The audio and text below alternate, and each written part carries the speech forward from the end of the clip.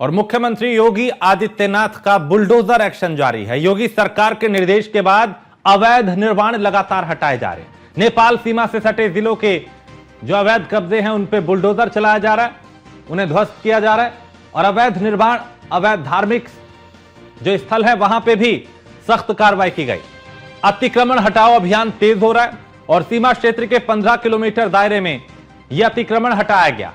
बहराइच में 6 अवैध कब्जेदारों पर कार्रवाई की गई है, श्रावस्ती में 12 और इसके अलावा 8 अवैध कब्जे मुक्त कराए गए हैं। सिद्धार्थनगर में 12 अवैध निर्माण चिन्हित किए गए। महाराजगंज में एक अवैध मदरसे को ध्वस्त किया गया और लखीमपुर खीरी स्थित मस्जिद के अस्थायी निर्माण को भी हटाया गया।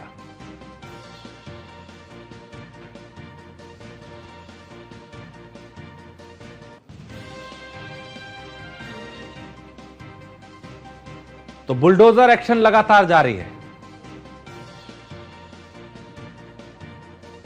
सिद्धार्थनगर में 12 अवैध निर्माण चिन्हित किए गए हैं और कईयों के खिलाफ कार्रवाई की गई है। अलग अलग जिलों में नेपाल से सटे जो जिले हैं वहां पे जो भी अवैध कब्जे हैं उन्हें कब्जा मुक्त कराया जा रहा है।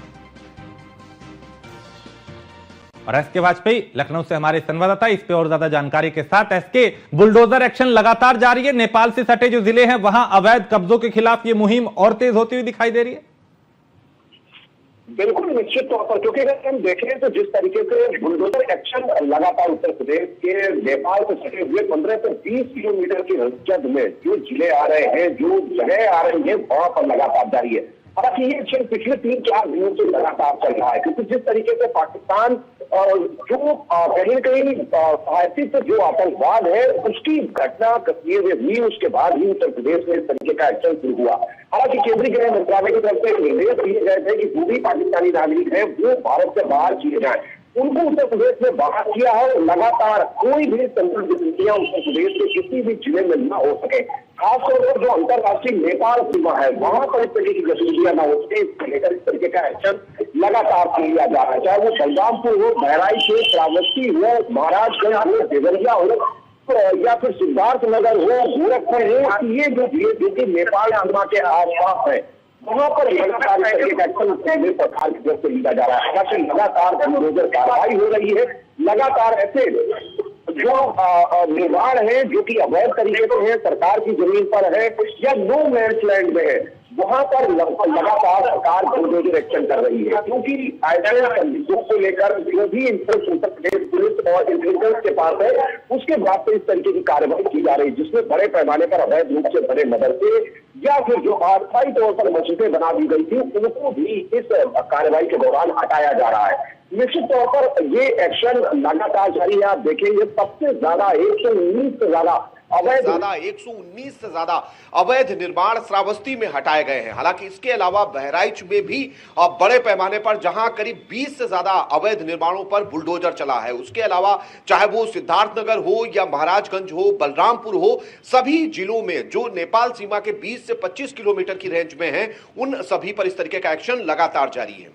एसके, क्या इसे सुरक्षा से जोड़ के भी देखें, क्योंकि पहलगाम में जो आतंकी हमला उसके बाद ये आशंका थी कि कई बांग्लादेशी और पाकिस्तानी घुसपैठिए और नेपाल से सटे जो इलाके हैं वहां पे वो अवैध तरीके से रह रहे हैं, उनके खिलाफ भी इस मुहिम को इससे जोड़ के देखा जा सकता है। बिल्कुल निश्चित तौर पर यह बड़ा सवाल था, क्योंकि जहां पर भी हम कहें कि नेपाल सीमा से भारत आने के लिए कोई पासपोर्ट नहीं लगता है, तो ऐसे में नेपाल से जो सटे हुए इलाके हैं वहां पर इस तरीके की संदिग्ध गतिविधियां हो सकती थी, जिसको लेकर सरकार पूरी तरीके से सजग है और इस तरीके का एक्शन लगातार ले रही है। निश्चित है कि ऐसे एक्शन के जरिए कहीं ना कहीं उन अवैध निर्माणों को जो कि अवैध तरीके से बनाए गए या फिर संदिग्ध गतिविधियां वहां पर हो सकती थी, उन पर इस तरीके का एक्शन उत्तर प्रदेश सरकार की तरफ से लिया जा रहा है। और ये बुलडोजर एक्शन पिछले 4 दिनों से लगातार नेपाल और आसपास के जो क्षेत्र हैं जो नेपाल सीमा से सटे हुए हैं वहां पर लगातार जारी।